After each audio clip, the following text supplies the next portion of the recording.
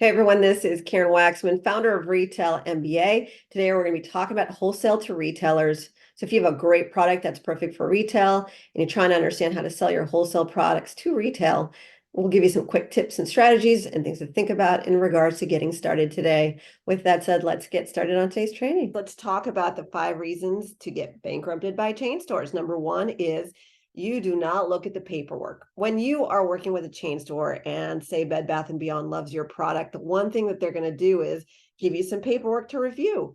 They're going to give you a purchase order. They're also going to give you some additional content about what that looks like to work with them. The reason I mention this is because when you are looking at working with them, they're actually going to give you a whole outline of what matters to them, including shipping, deliverability, all sorts of things. And the problem with people is they get so excited about the prospects of working with that chain store, they don't read the fine lines. And then when the deal goes through and they start selling to them, all of a sudden they're not making any money and they lost a ton of money because they didn't read the fine print, which was possibly that you're going to get charged back if you don't ship correctly, or possibly if you are working with them and something happened and the product didn't sell. There's a lot of differing reasons why people get in trouble, because they don't read the fine print and they don't think it through. The second thing is you sold way too much product to that retailer initially without making sure that you are comfortable. What that means is sometimes a buyer will come to you and say, I want to buy a ton of units of your product. The problem with that is if you are just starting out with them, you have to think about this as a relationship. And the relationship is this: I don't know if your audience is going to buy my stuff too. And not that I'm asking you to say this to the buyer, I'm asking you to think this through. If a buyer is interested in your product and suddenly wanting 50,000 units of your product because they believe it's going to succeed, what happens if it doesn't? You have to look at what that looks like for you. Can you afford selling them that much quantity? If not, there are strategies and workarounds to that and how to convince the buyer to buy less quantity initially and build that business. You are fully in control of this relationship with that retailer is what I'm saying. And a lot of times people get in over their heads because they just want to please the buyer. People pleasing is a bad idea when it comes to your bank account, because at the end of the day, it's your business and your life. The next reason people go bankrupt is that they are working with this retailer and they get really ahead of themselves. They feel really good, the product's selling, they're making a ton of money, and then all of a sudden something happens and it doesn't sell anymore and they just got overzealous. You always got to be careful with these orders and really make sure that you always have, your bases covered. There's ways to work around that, other retail strategies, other ways to make sure that you will know what to do if that happens. We work with people on making sure that doesn't happen to you, and or what to do if it does.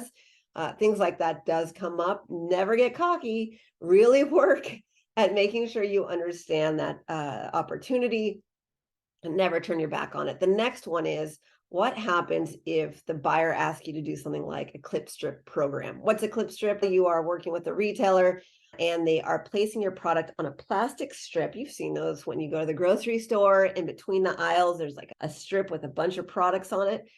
One time I had a client who got this really amazing opportunity with a chain store. They bought a bunch of product. They wanted the product to be placed on a clip strip.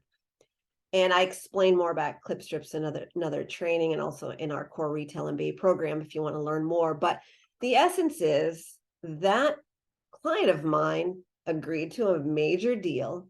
And what happened? For some reason, that retailer had a bad month with bad people working at their stores, and they placed that clip strip in the wrong area of the store. And all of a sudden there was no sales. There was nothing they can do about it. And they called me up saying, Karen, there's nothing right here. I went to a local store. It's not in the right spot. It looks like crazy. No one's buying. I just spent a fortune on this deal. What am I supposed to do? And the answer is you're supposed to have a backup plan in case that happens. You need backup plans for all these things. Why? Because crazy stuff can happen with chain stores.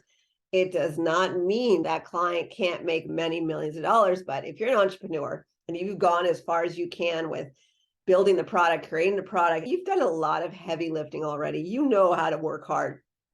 There's just strategies involved with that. And you want to make sure that if a hiccup occurs where that retailer places the product in a weird spot, what are you going to do about it?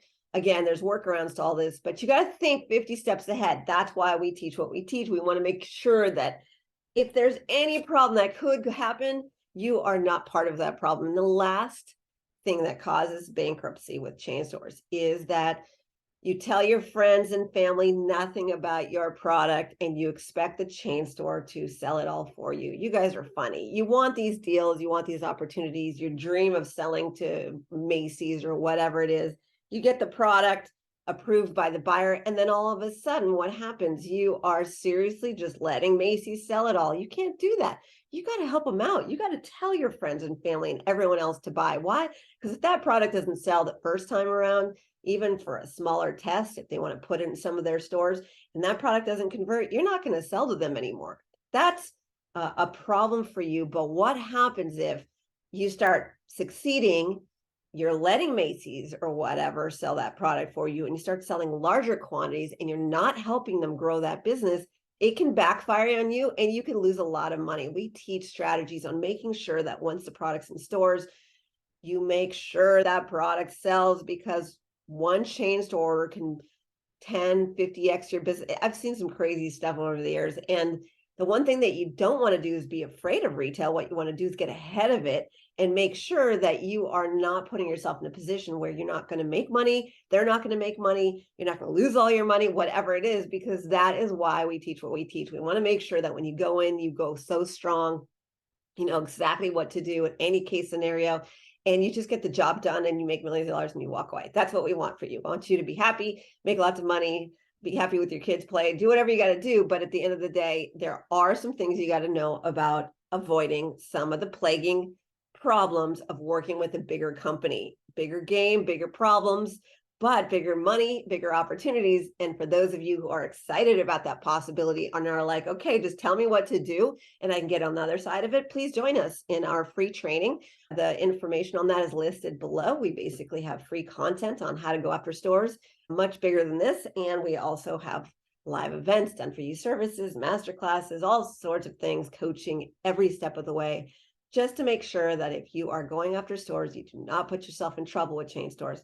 This is Karen Waksman, founder of Retail MBA. I hope this helped. Please be on the lookout for the next video in this segment. And also subscribe, like, comment, tell us you love us. We need the support. Tell your friends. Keep in touch. Lots of love. Karen Waksman, Retail MBA. Thanks so much.